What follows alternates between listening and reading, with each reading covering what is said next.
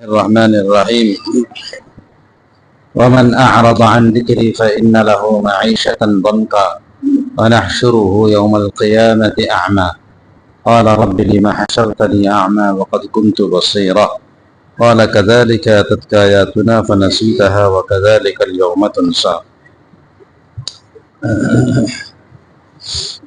جو شخص اللہ کی یاد کو چھوڑ کر کے ایسے ہی زندگی بسر کرتا ہے،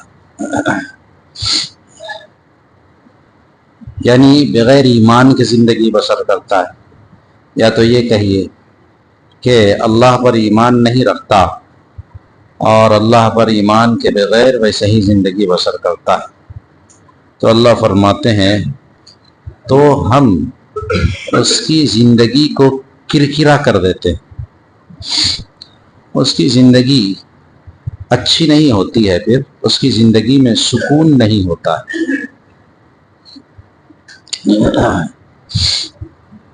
تو جو اللہ کی یاد، اب اس میں کیا ہوگا، جو اللہ کا منکر ہے اس کی زندگی پورے طور پر تباہ ہے، یہ بہت پریشان حال رہتا ہے، وہ بے سکونی کی زندگی ہے۔ اور جو کوئی مسلمان ہے وہ اللہ کے ذکر سے جتنا دور ہے، اللہ کے ذکر سے وہ جس قدر غافل ہے، اسی حساب سے اس کی زندگی میں پریشانی ہے۔ اور جو اللہ سے لو لگائے ہوئے ہے اور اللہ کے احکامات کے مطابق اپنی زندگی بسر کرتا ہے، تو اللہ تبارک و تعالی اس کی زندگی کو خوشگوار بنا دیتے ہیں۔ جیسا کہ ایک جگہ اللہ نے فرمایا ہے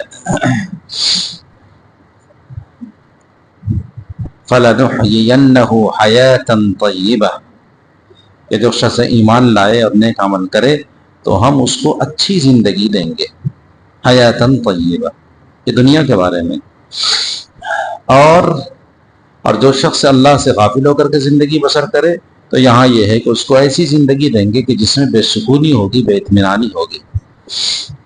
اس کو ایک آسان فلسفے سے سمجھا جا سکتا ہے کہ جس کو اللہ کی یاد زیادہ ہو اور اللہ پر بھروسہ زیادہ ہو اور اللہ کی مان کر کے زندگی بسر کرتا ہو، اس شخص میں ہر چیز کے اندر اس شخص میں ایک اللہ پر بھروسہ پایا جاتا ہے، اور اس کا یہ اعتقاد ہوتا ہے کہ اللہ کے کرنے سے ہوا اور اللہ نے چاہا تو ہمارے حق میں بہتر ہی ہوگا، اس لیے اللہ نے اس طرح کا فیصلہ لیا ہے۔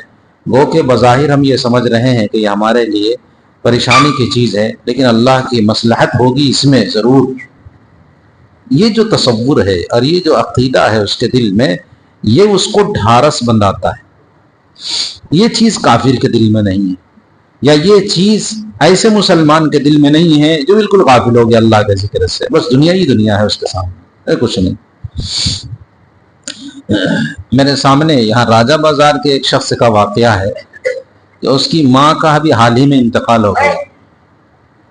تو ایک بھائی تو نماز سے جڑا ہوا ہے، وہ اپنا ٹھیک ہے بھائی، اللہ نے دیا تھا، ایک ماں تھی، ایک دولت تھی، تو چلو ہم خدمت کرتے تھے، اور چلی گئی، اتنا بول رہا ہے وہ۔ دوسرا بھائی جو بول رہا ہے وہ میری ماں کو اللہ اٹھا کے لے کے چلا گیا، ابھی کھانے پینے کا اس کا ٹائم تھا، ہم لوگ ابھی کچھ کما رہے تھے تو بس اللہ اٹھا کے لے کے چلا گیا۔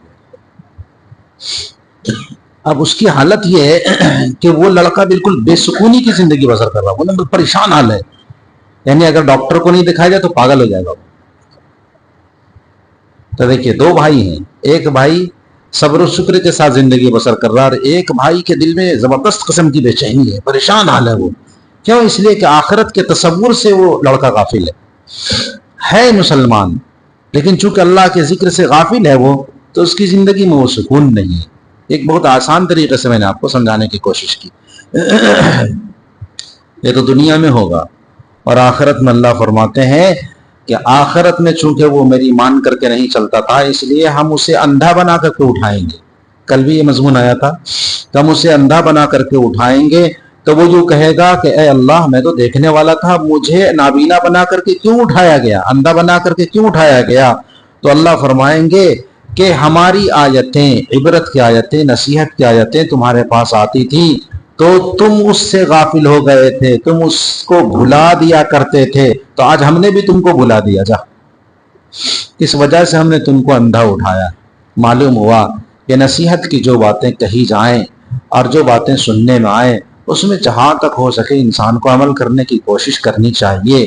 یہ نہیں کہ ایک کان سے سنا اور دوسرے کان سے نکال دیا، یا خدا نہ خواستہ دل میں حقارت آ گئی کہ دور یار، یہ مولانا لوگوں کا تو کام ہی ہے بولنا۔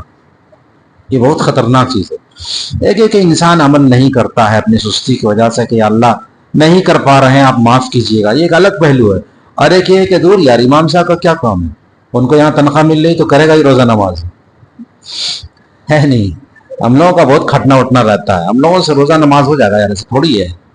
یہ ایک الگ انداز ہے، یہ انداز صحیح نہیں ہے۔ کر سکے آدمی کرے، نہ کرے نہ کر سکے تو پھر آدمی کو چاہیے کہ ندامت کے ساتھ، شرمندگی کے ساتھ، اور اس احساس کے ساتھ کہ میں ایک گناہ کر رہا ہوں، ایک معصیت کر رہا ہوں، اللہ کی نافرمانی کے ساتھ زندگی بسر کر رہا ہوں، اس احساس کے ساتھ آدمی رہے تو اللہ سے معافی کی امید ہے۔ اللہ تبارک و تعالی ہم سب کو اس احساس کے ساتھ جینے کی توفیق عطا فرمائے۔